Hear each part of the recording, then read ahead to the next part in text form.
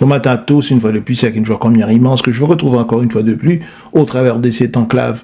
Et nous pouvons croire que vous portez bien.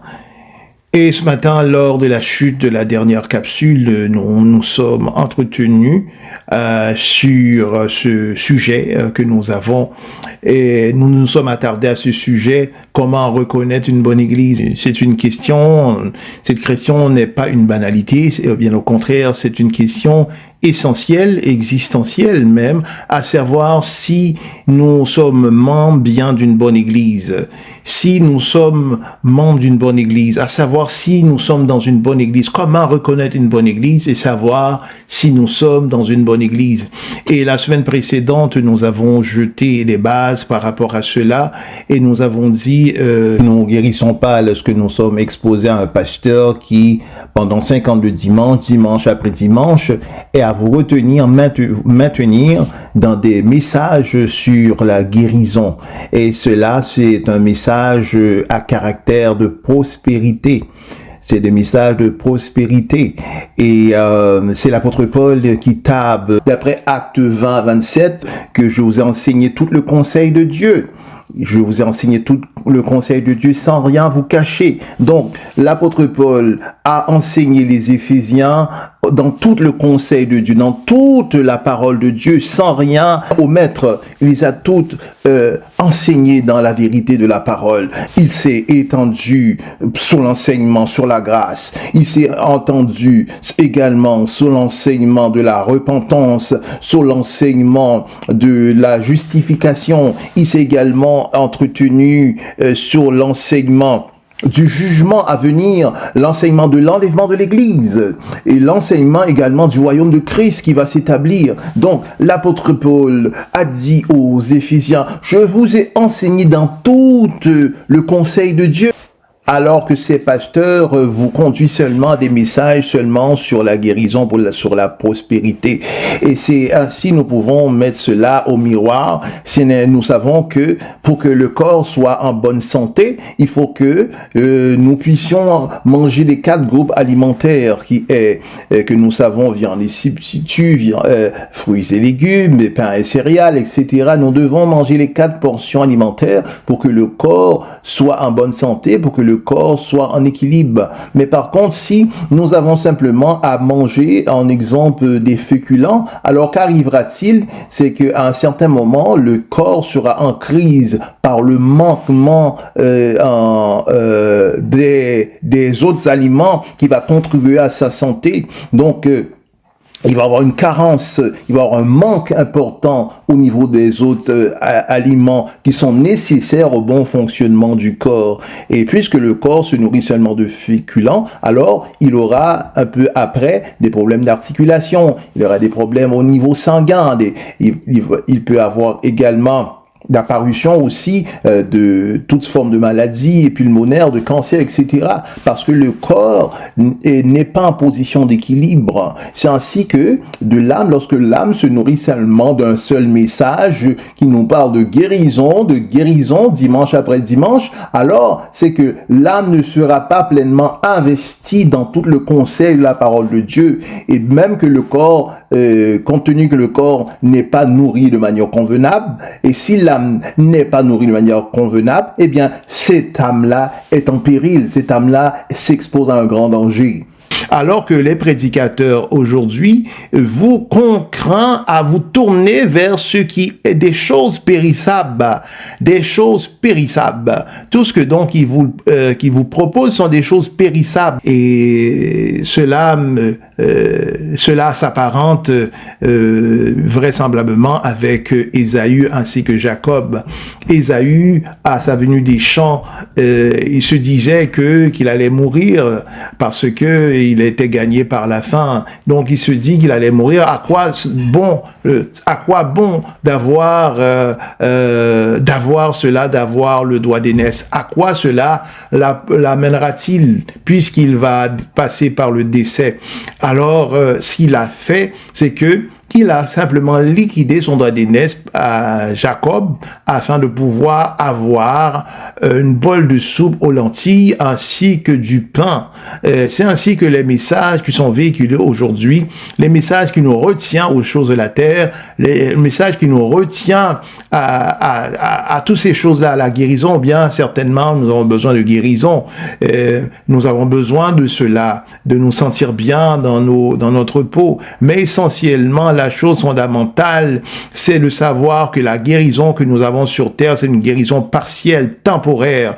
Parce que nous recevons la guérison, mais 3 mois après, 6 mois après, eh bien, nous tombons encore dans la maladie. Nous sommes encore gagnés par la maladie, parfois même pire de ce que nous avons connu de maladie précédemment. C'est la raison pour laquelle que mes frères et sœurs, mes chers amis, que nous insistons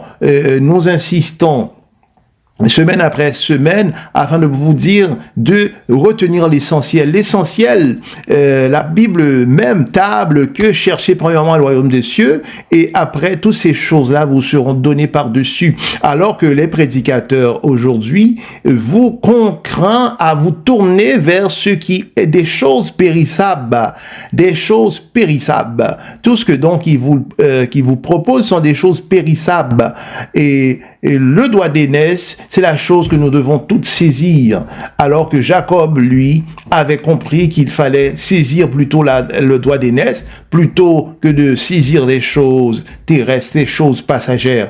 Eh bien, ces prédicateurs-là vous conduisent à vous attacher à des choses temporaires. Quelle que soit la chose qu'il soit, il est temporaire. Que ce soit la voiture de l'année, que ce soit une Lexus, que ce soit une Bentley, quelle que soit la marque de la voiture, ce sont des choses passagères, quelle que soit la maison que vous habitez, et le quartier que vous habitez, l'emploi que vous occupez, quel que soit le titre que vous avez. Vous êtes, je ne sais que vous êtes directeur de banque, vous êtes chef d'équipe à l'hôpital, vous êtes médecin, vous êtes cardiologue, peu importe ce que vous êtes sur cette terre, c'est temporaire. Et tous les titres que nous avons demeureront sur cette terre. Nous ne partirons pas avec aucun titre. C'est la raison pour laquelle que j'en en guéris pas. Lorsque je suis en présence d'un pasteur, d'un prédicateur qui maintient une assemblée qui a 200 membres, qui a 400 membres, 1000 membres, qui retient cette assemblée en otage, qui retient l'assemblée à ces choses-là. Parce que lorsque le Seigneur parle d'esclavage, il y a l'esclavage du péché, mais également l'esclavage lorsque nous attachons aux choses de la terre. Parce que lorsque nous venons à Christ non pas nous attacher aux choses de la terre, nous venons à Christ pour le salut de notre âme. Nous venons à Christ pour le salut de notre âme, Alors c'est cette chose-là qui est défendable. C'est cette chose-là que nous devons, mes chers amis, se battre bec et ongle afin de pouvoir saisir cette grâce, cette opportunité si grande que le Seigneur nous donne, le salut de notre âme.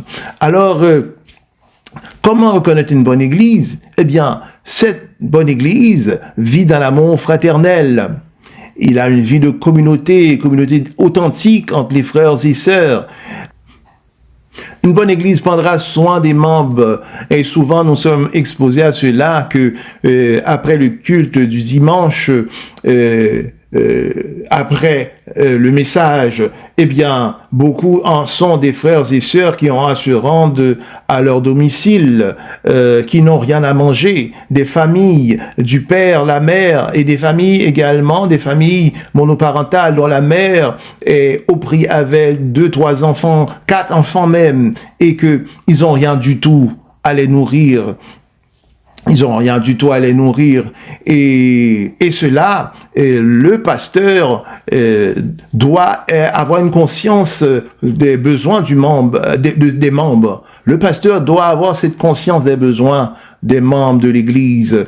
Ce n'est pas seulement la nourriture spirituelle, mais également la nourriture pour le corps, car le Seigneur Jésus, souvenez-vous que le Seigneur Jésus, au moment qu'il a enseigné cette foule, alors qu'il a s'asseoir sur la montagne, il a enseigné la foule, et après avoir enseigné la foule, et il s'est tourné vers les apôtres, il a dit, je ne peux envoyer cette foule ainsi parce que ça fait des heures qu'ils sont exposés à ma parole, à mon enseignement, alors je ne peux les envoyer ainsi avidés parce que cette foule était composée d'hommes et de femmes et d'enfants qui ont fait combien de kilomètres afin de pouvoir être exposés à la parole, à l'enseignement du Seigneur. Le Seigneur, par une bonne conscience, a dit, je ne peux renvoyer la foule ainsi. Et c'est ainsi qu'il s'est tourné auprès des apôtres. Il les a dit, nourrissez-les vous-même. Et les apôtres ont dit, mais ils n'ont rien du tout. Sauf ce petit garçon qui a entre ses mains 5 pains et 2 petits poissons. Eh bien, le Seigneur, ce qu'a fait le Seigneur, il a fait venir vers lui le repas de ce petit garçon et il a rendu grâce. Et après cela, le pain ainsi que les poissons se sont multipliés. Ainsi, il a su nourrir cette grande foule. Et la Bible table que après que la foule ait eu être nourrie, il restait des paniers encore de poissons et de pain en sont restés. Donc, les pasteurs, une bonne église a cette bonne conscience, tout comme le Seigneur, de voir aux besoins spirituels d'abord de l'assemblée, également à l'intérieur des ressources de l'église, de voir aux besoins également, aux besoins de nourriture, aux besoins d'être vêtus des membres de l'église, et voir également tout autre besoin, parce que qu'est-ce que l'évangile?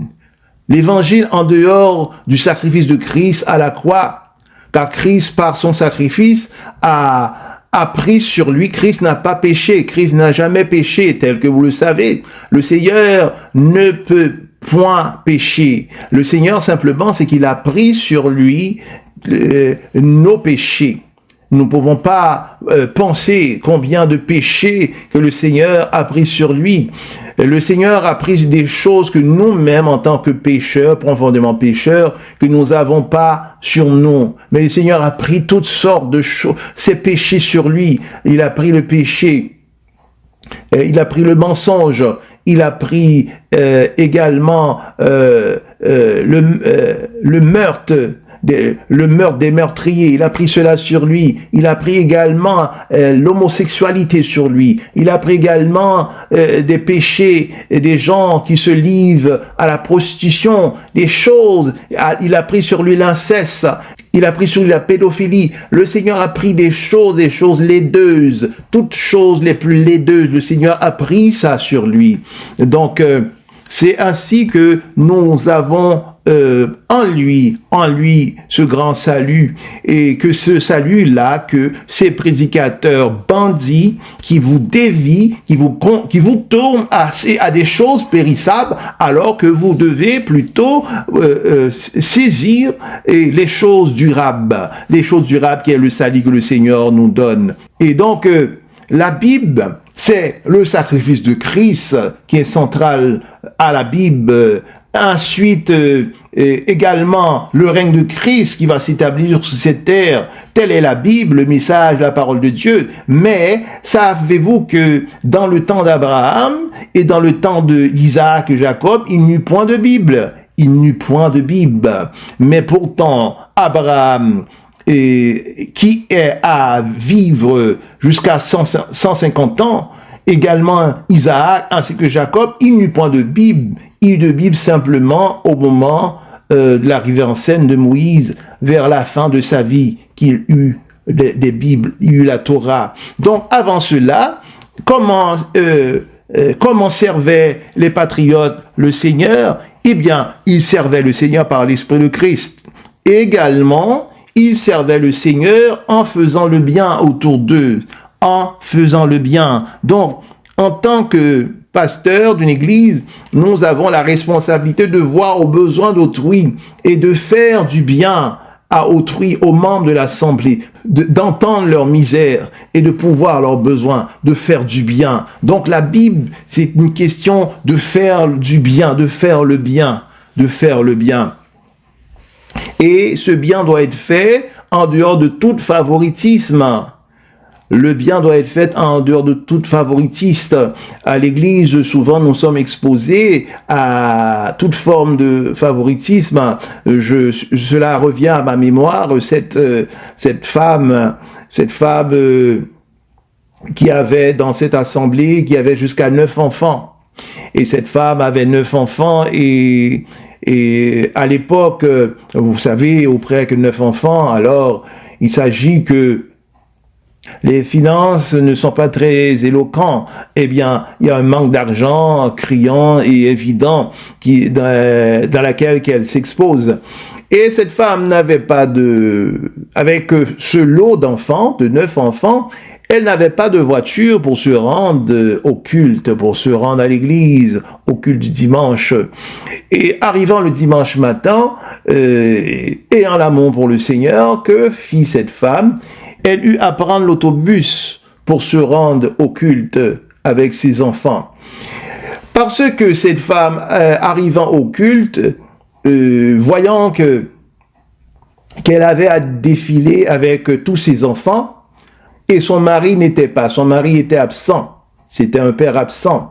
Alors à cause de cela, à cause que cette femme, bien malheureusement, avec 9 enfants, des enfants de tous les âges, il y en a qui sont l'âge de 15 ans, mais également les plus jeunes tournent autour de l'âge de 4 ans, de 2 ans, de 1 an, et de 6 mois. Alors cette femme, elle a plein les bras avec ce lot d'enfants. Mais à cause de cela, nous avons dit l'argent est manquant et toutes sortes de choses nécessaires afin de pouvoir occuper dignement cette fratrie étaient manquants. Donc les enfants souvent sont mal attifés. Ces enfants au niveau des soins, l'hygiène était réellement très partielle. Donc, à cause de cela, il eut un mépris à l'égard de cette femme. Il eut un mépris de ceux qui sont supposément être des frères et des sœurs envers cette femme, alors que cette femme devrait, au niveau de l'Assemblée, être bien entourée de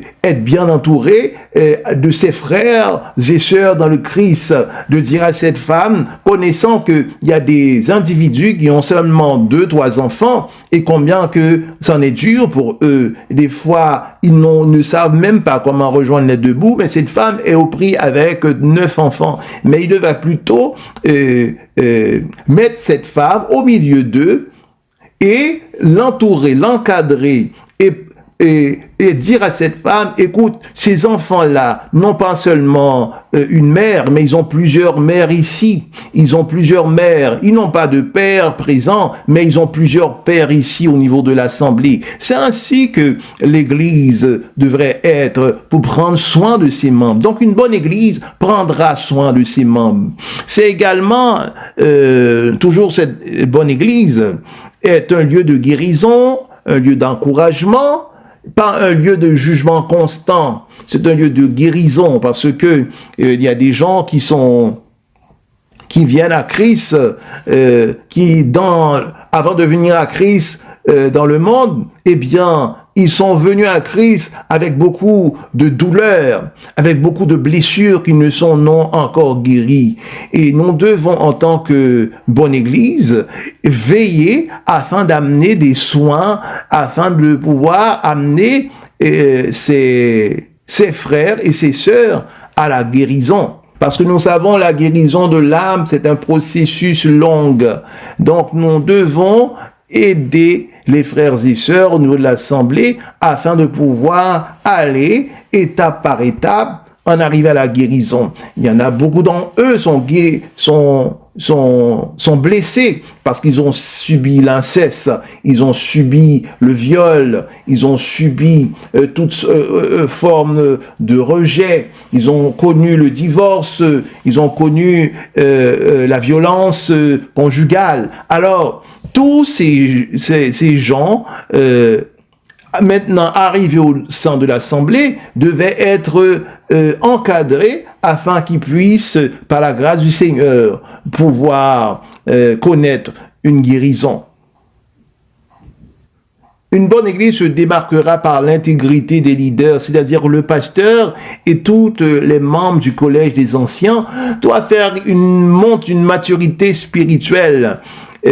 À l'église, nous sommes tous des serviteurs, quel que soit le titre que nous avons apporté, que nous soyons bishop, que nous soyons pasteurs, que soit le titre que nous portons, nous sommes tous des serviteurs. Nous sommes tous des serviteurs. Et en tant que serviteurs de Dieu, qui est à conduire, amener le peuple au travers des enseignements, eh bien, nous devons vivre. Une bonne église, le pasteur vivra ce qu'il prêche. Et également, il aura à rendre des comptes à toute autorité qui est au-dessus de lui. Et il y a un grand danger à ces églises qui se disent indépendantes. Indépendante, ça signifie que le pasteur n'a personne au-dessus de lui, personne à qui rendre des comptes. Nous disons bien certainement que ce ne sont pas toutes les églises indépendantes qui sont des églises où ce que le pasteur manifeste une autorité abusive, ou bien encore le culte de la personnalité. Parce que souvent, au sein de ces églises, au sein de ces ministères, il y a souvent ce culte, le culte de la personnalité. Et le culte de la personnalité se veut que toute chose tourne autour du pasteur. L'Église, bien certainement, porte un nom. Est-ce que les membres ont à se rendre au culte? Ils ne disent pas, eh bien, je vais à l'église Rocher des siècles, ou bien encore, je me rends à l'église Nazaréen du Christ, ou bien, je me rends à l'église de Bethléem. Ils ne disent pas ces choses-là, ils disent plutôt, je vais à l'église de pasteur un tel, ou bien encore à l'église de pasteur un tel. Donc, toute chose se tourne autour du pasteur. Donc, le pasteur est le centre de l'église, et non Christ. Alors que l'église, une bonne église, Christ devrait être au centre de l'église. Christ devrait être au centre de l'église. L'église devrait être christocentrée dans l'église ainsi que dans le message. Alors que ces églises, eh bien, c'est le pasteur, tout tourne autour de lui. Eh bien, le pasteur joue à la végétariat, alors que dans l'église, il n'y a pas de végétariat à l'église. Il n'y a pas cela. Toute chose tourne autour du Seigneur. Et souvent, dans ces églises, et nous rencontrons, nous avons à faire face à au pasteur, et le pasteur également va mettre également en position d'autorité son épouse. Eh bien, ce qu'il fera, c'est que il va installer son épouse telle à titre de pasteur, alors que nous savons que une femme, au point de vue biblique, le Seigneur n'a pas de provision pour la femme à titre de pasteur. Le Seigneur n'a pas de provision par rapport à cela.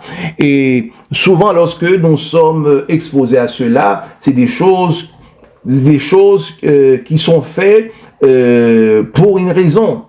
Cela est fait pour une raison. Et souvent, nous disons encore, pas tous. Je ne veux pas que les détracteurs disent que nous avons dit cela, alors que nous avons dit une toute autre chose.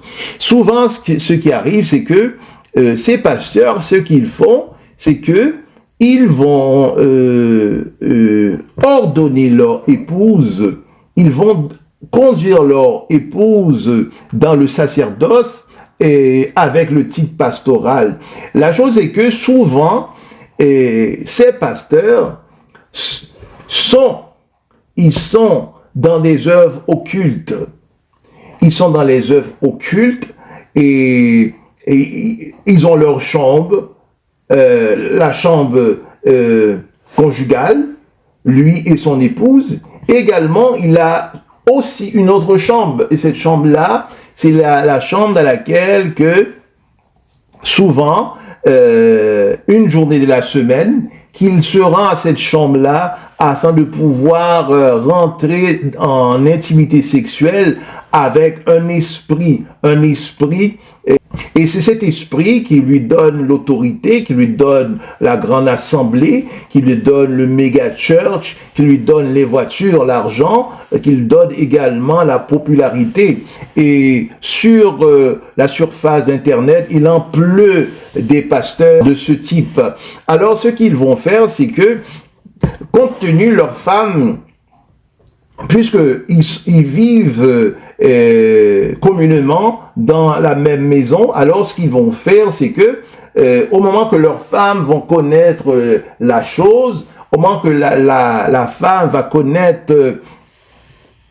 connaître les vérités du ministère, eh bien ce qu'ils vont faire, c'est que pour pas que la chose maintenant aille sur la place publique pour faire mauvaise presse, alors ce qu'ils vont faire, c'est que ils vont prendre leur femme et ils vont l'amener, ils vont la consacrer dans le sacerdoce, et cette femme devient maintenant pasteur, alors que le Seigneur, je le répète, le Seigneur n'a pas de provision pour la femme à titre de pasteur. Et toute femme qui se hisse par eux-mêmes, ou bien n'importe quelle manière à titre de pasteur, c'est de la rébellion. C'est de la rébellion parce que Dieu a établi, Dieu qui est chef de Christ, Christ qui est chef de l'Église, et l'homme, le chef de la femme. Et nous savons que Lucifer se disait beau, il se disait intelligent, il se disait qu'il est un ange de lumière, et il a voulu prendre la place de Dieu, qui est de la rébellion. C'est de la rébellion qui est montée au cœur de Lucifer pour l'amener à ce projet de prendre la place de Dieu. C'est de la rébellion. Également, lorsque la femme veut prendre la place de l'homme et veut prendre le sacerdoce pastoral, lorsque la femme veut prendre la place de l'homme, c'est de la rébellion. Lorsque nous voyons également les femmes aujourd'hui dans le monde se dit égal à l'homme, et se dit égal à l'homme parce que ils ont accès à l'éducation, ils ont accès à toutes choses, ils ont des diplômes, ils sont instruits, etc. Ils se disent égal à l'homme, et ça c'est de la rébellion, c'est un projet satanique, c'est un projet satanique. Et nous le disons toujours, et ce sera ainsi, nous le disons sans filtre, la femme, Dieu n'a pas de provision pour la femme, mais toutefois, la femme a son pesant d'or, la femme est très utile, la femme a une importance capitale, et nous savons, sans la femme, il n'y a pas de ministère, sans la femme, il n'y a pas de foyer, sans de la femme, il n'y a rien. Il n'a rien sans la femme. La femme est utile, mais la femme est utile dans les responsabilités, dans la position, dans le rôle seulement que le Seigneur lui a décerné.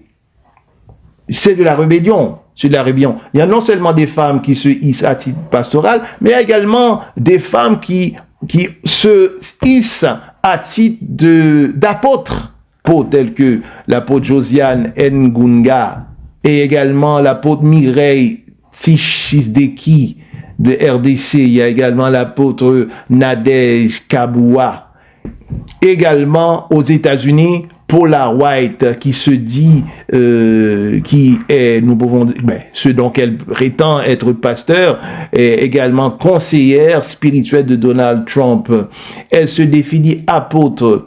Elle est membre du mouvement qui est appelé Réforme apostolique, et compte tenu de sa position à titre d'apôtre, eh bien, c'est une position controversée. Donc, comment reconnaître une bonne église? Eh bien, cette bonne église aura un enseignement. L'enseignement ne sera pas vague. L'enseignement ne sera pas centré sur le bien-être personnel, mais elle sera plutôt centrée sur le Christ. L'enseignement ne sera pas centré sur le bien-être personnel, centré sur l'argent, la carrière, la maison. L'enseignement ne sera pas centré sur le bien-être personnel, tel que de voyager, d'avoir une grande entreprise.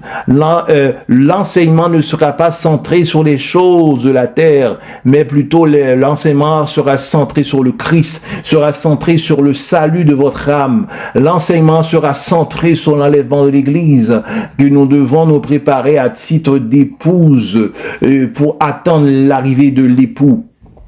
Également, il y aura une absence de manipulation émotionnelle ou bien financière. Nous savons, cela est beaucoup fréquent dans l'Église aujourd'hui, que les pasteurs ou bien encore toute autre aient à faire pression sur le membre afin que le membre puisse contribuer.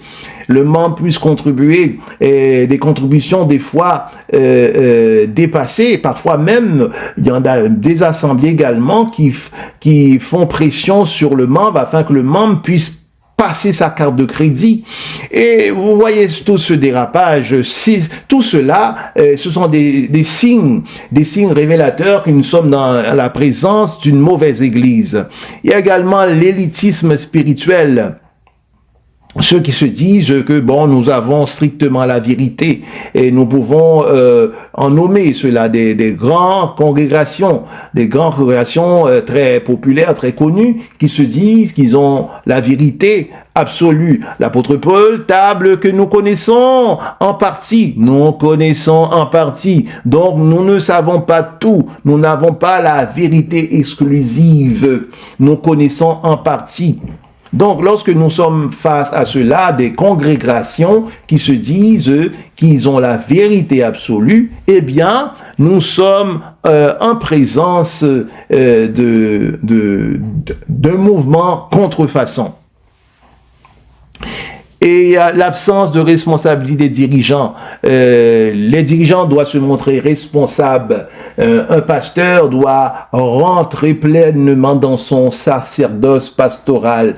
Et le pasteur n'a pas seulement le mandat de prêcher dimanche après dimanche, mais également le pasteur doit faire des visites pastorales, des visites auprès des membres. Comment cela se fait-il que vous êtes membre dans une assemblée, vous êtes membre dans une assemblée depuis 5 ans, depuis 10 ans, depuis 15 ans, depuis 20 ans. Vous êtes au sein de cette même assemblée que vous n'avez pas eu même pas une fois, n'est-ce qu'une fois seulement la visite de votre pasteur ou bien encore un membre du comité, un membre du comité des anciens. Cela, c'est quelque chose, nous sommes désabusés par rapport à cela. Nous sommes désabusés par rapport à cela. Mais le pasteur doit remplir dûment son rôle pastoral. Le pasteur doit, s'il ne peut pas aller par lui-même à la visite pastorale, mais également ce qu'il doit faire, c'est de mettre sur place un comité qui va pouvoir se rendre auprès du membre. Le membre, souvent également, il y a des membres qui vivent des durs moments, il y a des membres qui sont, qui vivent des durs moments, eh bien, alors que le pasteur n'est même pas du tout au courant de cela. Alors, une bonne église, eh bien, le pasteur doit installer un comité qui pourra faire des visites auprès des membres pour savoir, pour connaître les besoins du membre afin de pouvoir les rencontrer. Telle est une bonne église. Eh bien, nous devons, dans les temps que nous sommes, avoir les yeux grandement ouverts. Les yeux grandement ouverts. Parce que souvent, ce que nous prenons pour une église n'est pas du tout une église. N'est pas du tout une église, c'est d'autres choses. C'est d'autres choses. Et nous devons avoir ce niveau élevé de discernement, surtout dans les temps que nous sommes, parce que nous savons que dans la bergerie, il y a des boucs, il y a des loups aujourd'hui dans la bergerie. Eh bien, nous devons avoir les yeux grandement ouverts à savoir où est-ce que nous nous situons, si nous sommes dans une bonne église, dans une bonne assemblée. Cela est d'une importance combien capitale. Et donc, fondamentalement, nous devons veiller à cela. Mes chers amis, l'heure venue de se quitter. Nous serons ensemble la semaine prochaine, Dieu voulant. D'ici là, veuillez nous faire un like, veuillez partager la capsule, veuillez également appuyer sur la cloche de notification afin de pouvoir consulter la prochaine vidéo. D'ici là, que Dieu puisse bien vous garder. C'est Pasteur Jade qui vous dit à la prochaine.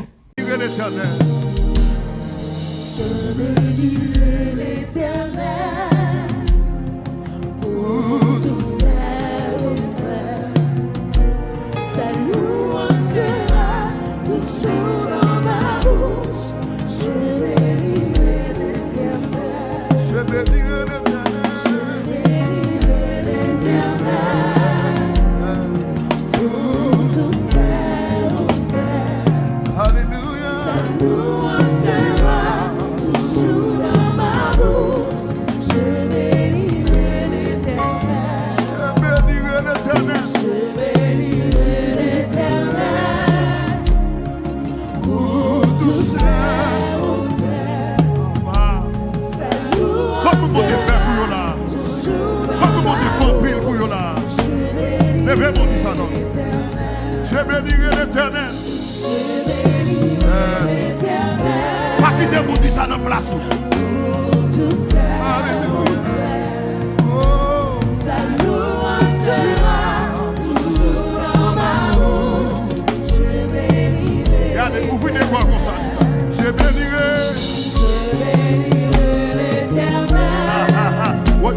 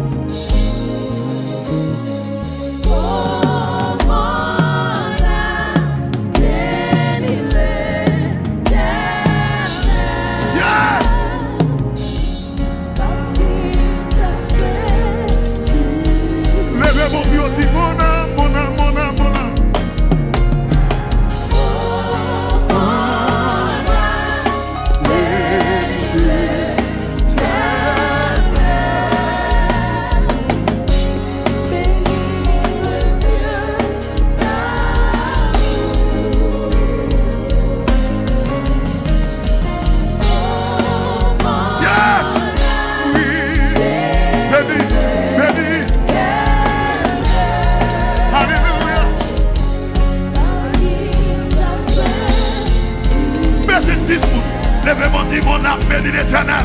Oh mon âme, oh mon âme.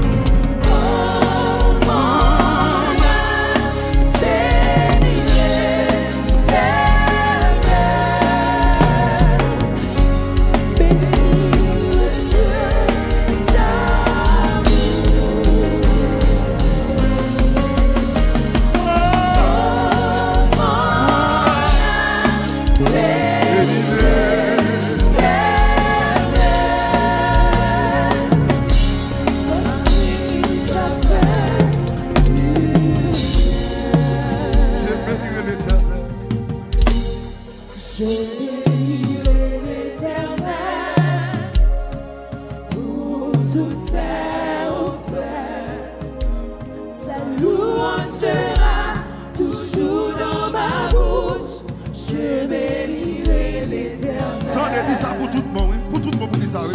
Dis ça pour tout le monde.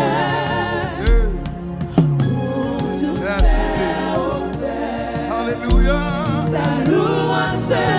Dis ça pour tout le monde. Est-ce que par nous, nous qui dit je bénirai l'Éternel? Pour tout ça, au frère. Sa louange